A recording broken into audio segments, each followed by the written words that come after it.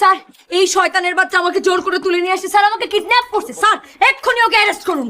জি sir, এই সেই হারামজাদা যে আমার বান্ধবীকে রিকশা থেকে কিডন্যাপ করে নিয়ে আসছে। তোর এত বড় সাহস, তুই একটা মেয়ে মানুষকে কিডন্যাপ করেছিস? এটা একটা ভুল বোঝাবুঝি আপু, আমি তো আপনাকে কিডন্যাপ করি নাই, একটু পুলিশ ভাইয়াকে বুঝাই বলেন না। এতক্ষণ আমাকে তুই তুকার করে গালিগালাজ করতেছিলি, পুলিশ ভাইয়া আসার পর এখন আমি আপু হয়ে গেছি।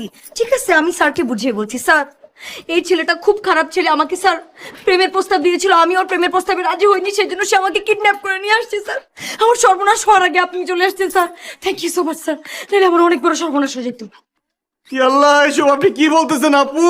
আমি যা বলছি একদম সুস্থ মাথা এবং সুস্থ মস্তিষ্কে বলছি স্যার। এই হচ্ছে একজন দাগি কিডন্যাপার, আমাকে জোর করে তুলে নিয়ে আসছে স্যার। একে থানায় নিয়ে গিয়ে এমন শাস্তি দিবেন জীবনে যাতে আর কোনোদিন কোনো ছেলে কোনো মেয়েকে কিডন্যাপ করতে না পারে। মেয়ে মানুষ কিডন্যাপ করার স্বাদ তোমার দেখাইতেছি। চল বিয়ে খেতে আসছি স্যার। তোরে বিয়ে হাতে নিয়ে